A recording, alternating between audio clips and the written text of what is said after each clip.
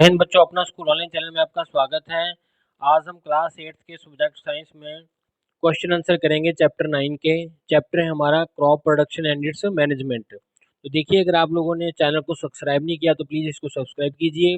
अगर आपको वीडियो अच्छी लगे तो इसको प्लीज़ लाइक कीजिएगा। तो ये शुरू करते हैं। फर्स्ट है हमारा इसमें part A, fill in the blanks. तो देखिए, first fill in the blanks है dash results in loosening and mixing of the soil. देखिए, सोयल को कौन सी किसके कारण वो लूज होती है और मिक्स हो जाती है। देखिए, इसका आंसर क्या है, प्लोइंग। मीन हल चलाने से जो अपनी सैंड है, अपनी सॉइल है, वो लूज भी हो जाती है और उसकी अच्छी तरह से मिक्सिंग भी हो जाती है। सेकंड हमारे पास क्वेश्चन है dash compete with the crops for the nutrients. तो न्यूट्रिएंट्स लेने के लिए कौन सी चीज़ है जो कॉम्पिटिट मीन्स कॉम्पिटिशन में आ जाती है, मुकाबले में आती है, इसके लिए, क्रॉप्स के लिए। तो देखिए, इसका आंसर है बीड्स। बीड्स क्या होते हैं, अनवांटेड प्लांट्स होते हैं जो क्रॉप्स के साथ पैदा हो जाते हैं। ये क्या करते हैं, न्यूट्रिएंट्स लेंगे अपना अर्थ से, सॉइल से, जिसके कारण कंपटीशन हो जाएगा क्रॉप्स के बीच में और बीड्स के बीच में। इसलिए इसका सही आंसर है बीड्स। थर्ड है हमारे पास fill in the blanks dash bacteria present in the root nodules. जो एक बैक्टीरिया का नाम बताना है जो कि रूट नोडल्स मीन रूट्स जो होती है पौधे के, उसकी जड़ में होता है ये प्लांट। और कौन से प्लांट्स में होता है ये, डैश भरना है, जो फिक्स करता है नाइट्रोजन जो एटमोसफेयर में मिलती है। तो देखिए, इसका आंसर है राइजोबियम। राइजोबियम नाम का बैक्टीरिया क्या होता है, जो रूट्स में होता है, किस पौधे के होता है जी, लिग्मिनियस जो प्लांट्स होते हैं जैसे कि पीज हो गया या अपनी दालें होगी, इनके पौधों की जड़ों में जी एक बैक्टीरिया होता है जो कि नाइट्रोजन को फिक्स करता है। तो उसका आंसर है राइजोबियम और लिग्मिनियस जो प्लांट्स हैं। फोर्थ क्वेश्चन है हमारे पास कि हार्वेस्टेड ग्रेन्स। देखिए, जो फसल कट जाती है उसके ग्रेन्स हम निकाल लेते हैं, उनको क्या करते हैं ताकि उनका रिड्यूस हो जाए मॉइस्चर कंटेंट। तो देखिए, इसके लिए हम क्या करते हैं, उनको ड्राई करते हैं। तो इसका ऑप्शन क्या है, ड्राई करना। नेक्स्ट है इसमें क्वेश्चन नंबर 5 कि removal of anthers from the flowers. देखिए, एक प्रोसेस थी जिसमें क्या करते हैं हम, एक प्लांट ए है, एक प्लांट बी है, तो ए के जो एंथर्स है उसको रिमूव कर देते हैं। उसके बाद बी के जो पोलन्स होते हैं उसको ए के ऊपर हम स्प्रिंग कर देते हैं और ए को कवर कर देते हैं, जिससे कि हम अपना जो बीज है, बढ़िया क्वालिटी के हाइब्रिड बीज तैयार करते हैं। तो इस प्रोसेस में से पूछा गया है कि removal of anthers from the flowers, किसी पौधे के फ्लावर में से एंथर्स को निकालने की प्रोसेस को क्या कहते हैं। देखिए, इसको कहते हैं ईमास्कुलेशन। तो इस प्रोसेस का नाम है जिसमें एक प्लांट के जो फूल होते हैं उनमें से हम एंथर्स को, एक बूर सा होता है उसको निकाल देंगे और उसकी जगह दूसरे प्लांट के बूर वहां पे घेर देंगे, एंथर्स घेर देंगे। तो इसका राइट को आंसर क्या है, ईमास्कुलेशन। नेक्स्ट चलते हैं हम पार्ट बी की तरफ। पार्ट बी हमारे पास मैच द करेक्ट, जो मैच है इसमें करेक्ट करना। देखिए, सिकल क्या होती है, दाती, जिसको हम दाती कहते हैं, इस फॉर्म में होती है। ये किस काम आती है, ये हार्वेस्टिंग के काम आती है, फसल को काटने के काम आती है। तो इसका ऑप्शन जो है वो है डी। नेक्स्ट देखिए, ट्रैक्टर। ट्रैक्टर का क्या यूज होता है, ट्रैक्टर से हम क्या करते हैं कि प्लोइंग, हल चलाते हैं। तो ये है रिलेटेड किससे, सी से, सेकंड का है सी। तो देखिए, सीड ड्रिल आ गई। सीड ड्रिल से क्या होता है, सीड्स को हम सो करते हैं, जमीन में बीजते हैं, तो उसके लिए थर्ड का ऑप्शन है ई। ये देखिए कि कंबाइन है। कंबाइन एक मशीन है जिसका प्रयोग होता है फसल को काटने में और उसके दाने निकालने में। तो फोर्थ का जो आंसर है वो है ए। नेक्स्ट हमारे पास ऑप्शन जो है सिलो। सिलो एक स्टोरेज के लिए एक तरह का टैंक होता है, जो जहाँ पे की फसल को ड्राई करके सुखाया रखा जाता है, स्टोर किया जाता है। तो अपना 5 का जो आंसर है वो है बी। नेक्स्ट हमारे पास पार्ट सी। तो पार्ट सी में हमारे पास है टिक द करेक्ट ऑप्शन। हमने 4 ऑप्शन में से एक ऑप्शन को टिक करना है जो कि करेक्ट है। तो फर्स्ट क्वेश्चन हमारे पास है practice of growing the leguminous plants. तो ऐसे प्लांट जैसे कि पीज हो गए, दालें होगी, तो ऐसे प्लांट्स को उगाने की जो प्रैक्टिस है, किसके बीच में, between the successive cereal crops, जो फसलें होते हैं बाकी उनके बीच में हम क्या करते हैं, इनको उगाते हैं। तो उसको क्या कहते हैं हम, इसको कहते हैं हम क्रॉप रोटेशन। तो उसका आंसर है बी। मतलब कि क्रॉप का रोटेट करके उसको बदल बदल कर बीजना, उसको कहते हैं क्रॉप का रोटेशन।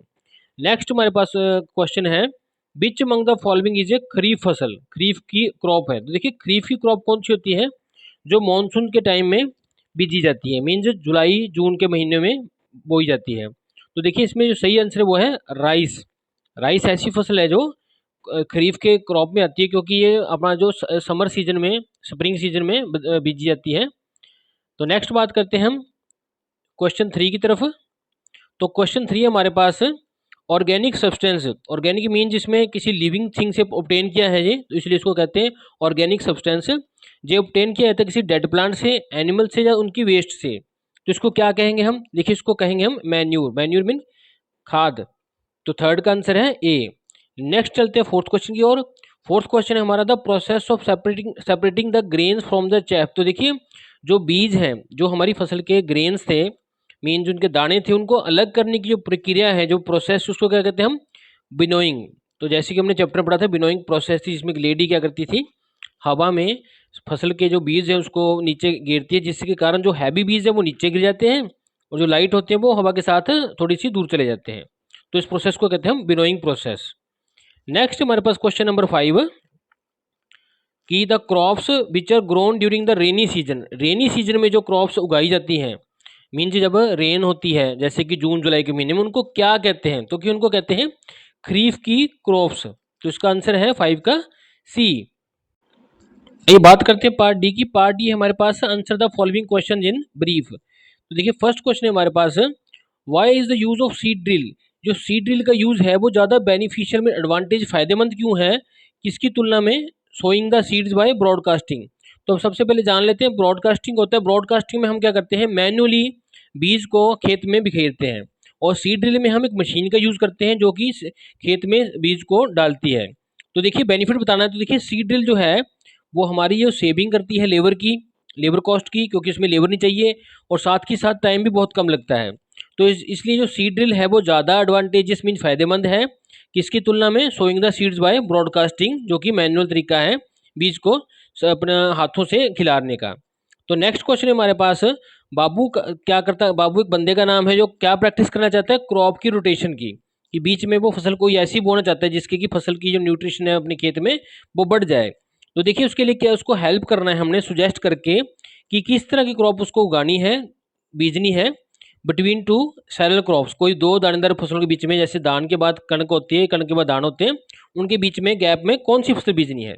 और उसको ये भी प्रोवाइड करना है हमने नेम कि रबी की एक फसल बतानी है और खरीफ सीजन की एक फसल बतानी है, ताकि उसकी जो नाइट्रोजन की जो कंटेंट है सॉइल की वो दोबारा से ठीक हो सके।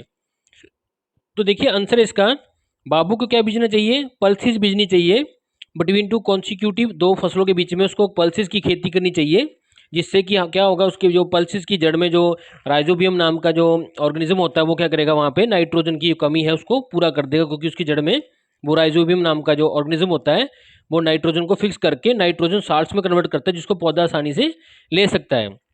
तो बात करते हैं नेम्स की कि कौन सी रबी की फसल है, खरीफ की फसल है, उसको बताना है।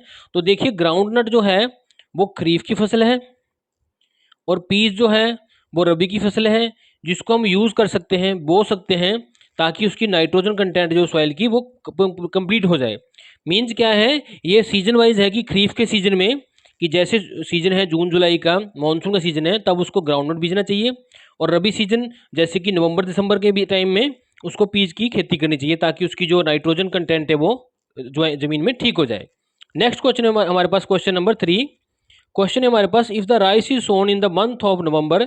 अगर हम राइस को नवंबर के महीने में बोएंगे तो how is the produce likely to be impacted. तो जो ये फसल होगी इस पर क्या प्रभाव पड़ेगा और क्यों पड़ेगा। तो देखिए राइस मेनली हमारा जून के महीने में बीजा जाता है, इसका जो टाइम है वो अलग है, इसको मॉइस्चर ज़्यादा चाहिए होता है, गर्मी चाहिए होती है, लेकिन नवंबर के टाइम में ठंड होती है। तो इसको डिस्कस करते हैं। अगर राइस को हम सो करेंगे मंथ ऑफ नवंबर में, तो क्या होगा, there will not be get adequate temperature, इसको प्रॉपर टेम्परेचर नहीं मिल पाएगा, प्रॉपर सनलाइट नहीं मिल पाएगी, और वाटर नहीं मिल पाएगा, जो कि गर्मी के सीजन में जून जुलाई के महीने में इसको मिल जाता है। तो इससे रिजल्ट क्या होगा, इसकी जो प्रोडक्टिविटी होगी वो काफ़ी लो होगी, और फसल के चांसेस भी सर्वाइव के कम हो जाते हैं। नेक्स्ट क्वेश्चन है हमारे पास, what are the crumbs. Crumbs क्या होते हैं और इनको क्यों तोड़ा जाता है। तो देखिए जैसे हम प्लॉग मीन्स हल चलाते हैं खेत में, तो बड़े बड़े पीसीज होते हैं सॉइल के, वो मोटे मोटे पीस से बन जाते हैं जब हल चलाते हैं, तो उससे क्या है बड़े बड़े डग्गल से बन जाते हैं मिट्टी के, तो इनको कहते हैं क्रम्स। तो देखिए इनको तोड़ना क्यों जरूरी होता है, क्योंकि ये क्या है, so that the air circulation, जो कि एयर का सर्कुलेशन है सॉइल के अंदर, वो अच्छी तरह से हो सके, और जो सीड्स है वो आसानी से इसके अंदर एंटर कर सके और जर्मिनेट कर सके। तो इसलिए इसको तोड़ना भी बहुत जरूरी होता है। नेक्स्ट क्वेश्चन हमारे पास है, डिफाइन द टर्म ट्रांसप्लांटेशन क्या होता है, इसकी एडवांटेजेस बतानी है हमने जो ये फार्मर्स को ऑफर करता है। तो देखिए पहले जानते हैं ट्रांसप्लांटेशन। तो देखिए कुछ केसेस में, कुछ फसलों केसेस में, जैसे कि धान की खेती है, जो सीड जो है वो सोक मीन्स उगाए जाते हैं छोटे से एरिया में, छोटे से प्लॉट में, जिसको कहते हैं नर्सरी। तो जब ये सीडलिंग्स तैयार हो जाती हैं तो मैन्युअली तरीके से इनको वहाँ से उखाड़ कर खेत में बोया जाता है। इस प्रोसेस को कहते हैं हम ट्रांसप्लांटेशन। तो इसके एडवांटेजेस क्या है, देखिए जो फार्मर को ये प्रोवाइड करता है कि इससे फार्मर्स क्या है, एक सिलेक्टिवली हेल्थी प्लांट्स जो है वो उसको उगा सकता है। मीन्स नर्सरी में जितने पौधे लगाए उनसे जो हेल्थी प्लांट्स थे उनको फार्मर निकाल लेगा और जो अनहेल्दी थे उनको छोड़ देगा।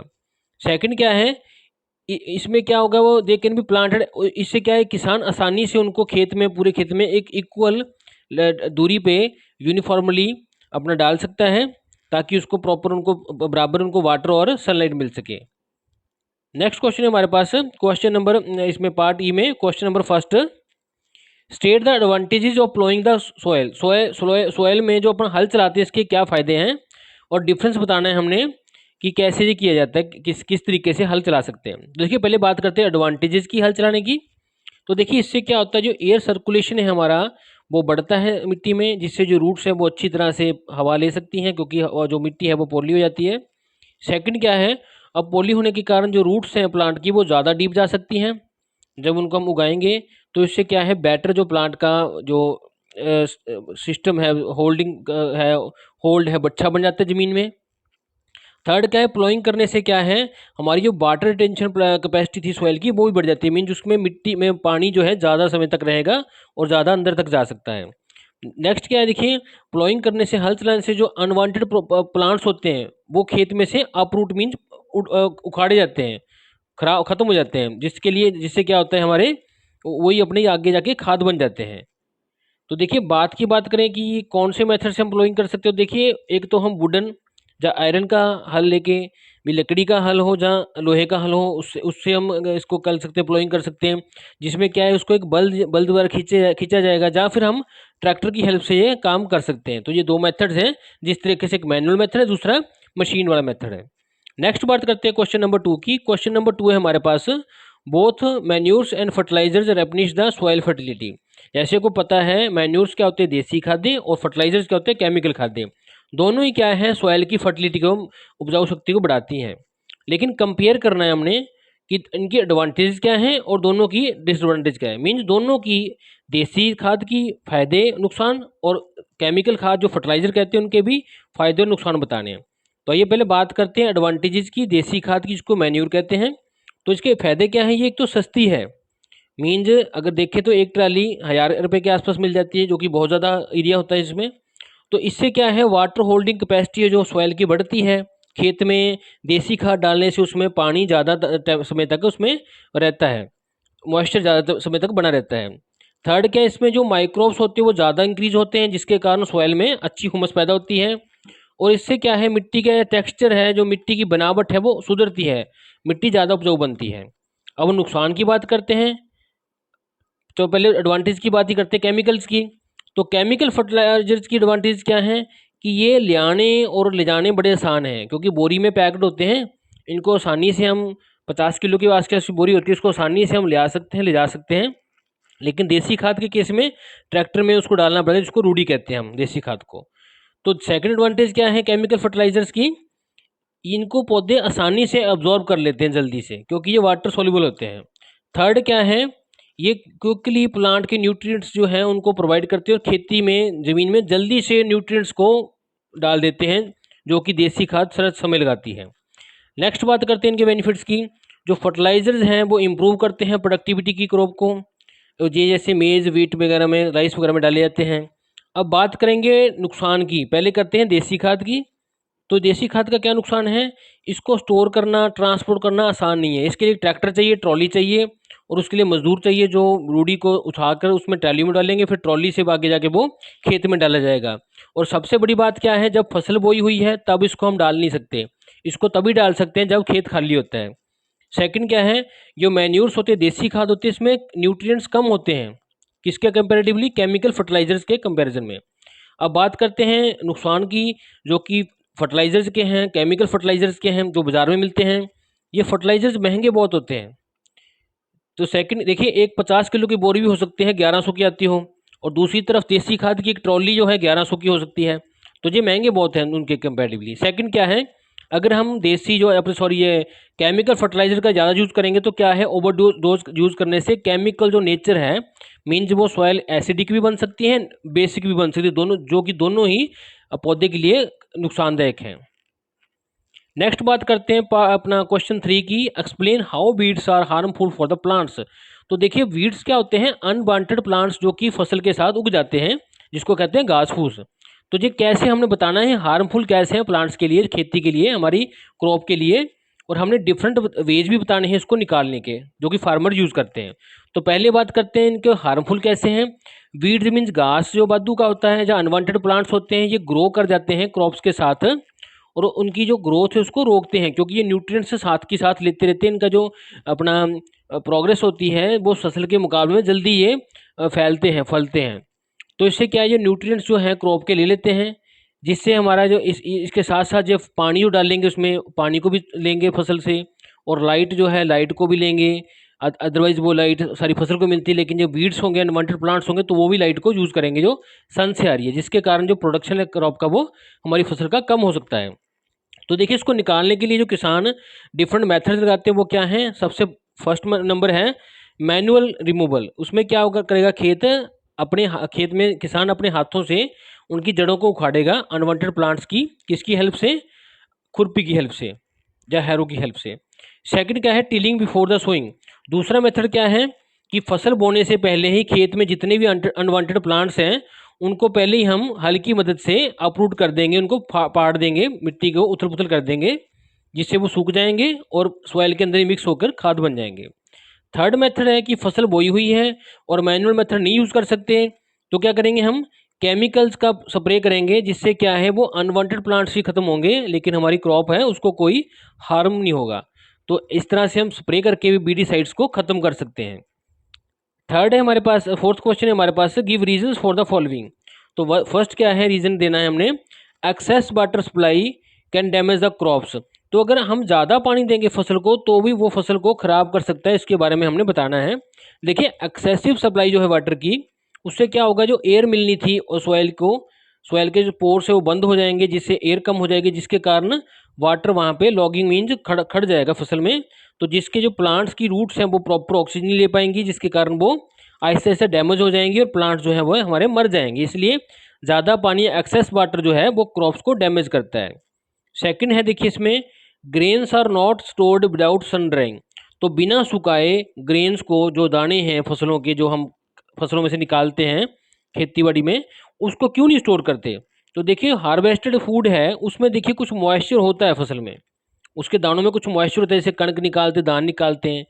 तो इसलिए ये सूटेबल नहीं होता कि इनको ऐसे ही हम स्टोर कर ले। तो हम ग्रेन्स को पहले सन में ड्राई करते हैं स्टोर करने से पहले, ताकि अगर वो गिले रहेंगे तो उसमें क्या है, माइक्रोब्स आ जाएंगे, छोटे छोटे माइक्रो ऑर्गेनिजम्स आ जाएंगे, जिसके कारण वो उसको स्पॉइल कर देंगे, उस फसल को खराब कर देंगे। इसलिए उसको ड्राई करना बहुत जरूरी होता है।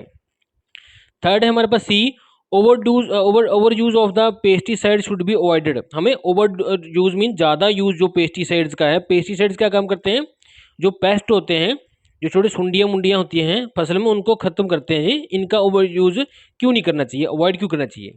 तो देखिए ओवर यूज़ क्या है पेस्टिसाइड्स का, हमें अवॉइड करना चाहिए, क्योंकि ये जो पेस्टिसाइड जो स्टिक करते हैं हमें फ्रूट्स के, वेजिटेबल्स को, कि जैसे कि हमने पेस्टिसाइड्स का यूज़ किया तो ये क्या करेंगे, ये हमारे फ्रूट्स के साथ, वेजिटेबल्स के साथ और पौधे द्वारा सोख लिए जाएंगे।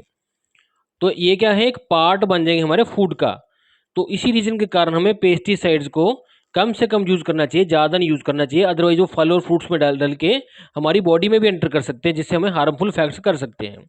फिफ्थ क्वेश्चन है हमारे पास, वोलेज field is ready with the mature wheat crop. देखिए बोल कि जो फील्ड था वहाँ पे जो कणक की खेती है वो पक गई है, वो तैयार है। तो हमें लिस्ट करना है, एक्सप्लेन करना है वो मेथड्स को, जो वो करेगा इसको मंडी में बेचने से पहले, एफसीआई की फूड कॉर्पोरेशन ऑफ इंडिया को बेचने से पहले, मंडी में ले जाने से पहले क्या क्या बातों का ध्यान रखेगा। तो देखिए जैसे फसल पक गई है तो बोला क्या करेगा, सबसे पहले हार्वेस्टिंग करेगा, वो कटिंग करेगा क्रॉप्स की, उसको इकट्ठा करेगा लेकिन कब करेगा? जब उसकी फसल मैच्योर होगी है, कंप्लीट तैयार हो गई है, जिसको कहते हैं हार्वेस्टिंग। सेकंड है थ्रेसिंग। थ्रेसिंग में क्या करेगा? वो जो फसल काटी थी उसमें से दानों को अलग करेगा, क्रॉप जो काटी हुई थी उसमें से। इस प्रोसेस को कहते हैं हम थ्रेसिंग। लेकिन इसके लिए दोनों वो मैन्युअली कर सकता है, या फिर दोनों काम पहले और दूसरा वो कंबाइन की हेल्प से इकट्ठे भी कर सकता है, जिससे कट भी जाएगी फसल और दाने भी निकल जाएंगे। थर्ड है बिनोइंग। बिनोइंग में क्या है? वो ग्रेन्स को सेपरेट करेगा एक मशीन के द्वारा या मैनुअली, जिसमें क्या है, जो हैवी बीज हैं वो नीचे गिर जाएंगे, जो लाइट बीज थे वो हवा के साथ थोड़ा दूर गिर जाएंगे। उसकी सॉर्टिंग करेगा इस तरह से, इसको कहते हैं बिनोइंग प्रोसेस। फोर्थ क्या है? वो स्टोर करेगा। जो ग्रेन्स ड्राई थे उनको सन में पहले मॉइस्चर को रिमूव करेगा सुखाकर, उसके बाद जो ग्रेन्स थे उनको वो ग्रेनरीज में, सीलोज में, अपनी स्टोरेज जगह पे स्टोर करेगा, ताकि उसको प्रोटेक्ट कर सके वो रैट्स से, इंसेक्ट्स से। ये काम मेनली किसके द्वारा किया जाता है? फूड कॉर्पोरेशन ऑफ इंडिया के द्वारा। तो नेक्स्ट बात है हमारे पास क्वेश्चन 6, डिफाइन हाइब्रिडाइजेशन। तो हाइब्रिड क्या होता है? लिस्ट करना है हमने स्टेप्स को जो फॉलो किए जाते हैं ऐसे हाइब्रिड वैरायटी के बीजों को प्रोड्यूस करने में। तो हाइब्रिडाइजेशन क्या होता है? देखिए, प्रोसेस है जिसमें क्रॉसिंग की जाती है टू जेनेटिकली डिफरेंट इंडिविजुअल्स की, ताकि एक नया इंडिविजुअल पैदा हो सके जिसके की डिजायरेबल करैक्टरिस्टिक्स होने चाहिए। तो कहने का मतलब क्या है कि मान लीजिए दो तरह की फसलें हैं, एक में उपज बहुत अच्छी है लेकिन कद बहुत बड़ा है, एक में कद छोटा है लेकिन उपज, बल्कि दो ऐसे प्लांट्स हैं जिसमें अलग अलग फीचर्स हैं, लेकिन हम चाहते हैं वो दोनों के दोनों फीचर से एक पौधे में आ जाएं। तो हम दोनों पौधों को आपस में क्या कर देंगे? क्रॉसिंग करा देंगे, जिसके कारण एक नया पौधा प्रोड्यूस हो जाएगा, जिसको हम कहते हैं हाइब्रिडेशन। तो एक होती कैसी है इसको डिस्कस करते हैं। तो देखिए, मान लीजिए हमारे पास प्लांट्स हैं ए और बी, दो प्लांट्स हैं डिजायर्ड करेक्टरिस्टिक्स के, एक के कोई ए के कुछ और डिजायर्ड करेक्टरिस्टिक्स है, बी के कुछ और है, हम चाहते हैं दोनों हमें मिल जाएं। तो हम जो एंथर्स हैं प्लांट ए के वो रिमूव कर देंगे फूल में से, और इस प्रोसेस को क्या कहते हैं? इमास्कुलेशन। नेक्स्ट क्या करेंगे? हम प्लांट बी के एंथर्स को अब कहाँ क्या करेंगे? डस्ट कर देंगे किसके ऊपर? प्लांट ए के एंथर्स के ऊपर, जो कि निकाल दिए गए थे। अब क्या क्या क्या होगा? अपना जो प्लांट ए का स्टिग्मा है वो कवर हो उसको कवर कर देंगे फूल को हम पेपर बैग से, ताकि उनको वो प्लास्टिक बैग भी लगा सकते ताकि उसको हवा भी मिलती रहे, सॉरी सनलाइट मिलती रहे। तो इस प्रोसेस में क्या है, इस क्रॉस ब्रीडिंग से क्या होगा? एक अलग वैरायटी की फसल पैदा हो जाएगी, जिसको कहते हैं हाइब्रिड वैरायटी। मीन दो बीजों से ए और बी से एक थर्ड वैरायटी आएगी जो कि दोनों के करैक्टरिस्टिक्स रखेगी। Thanks for watching this video.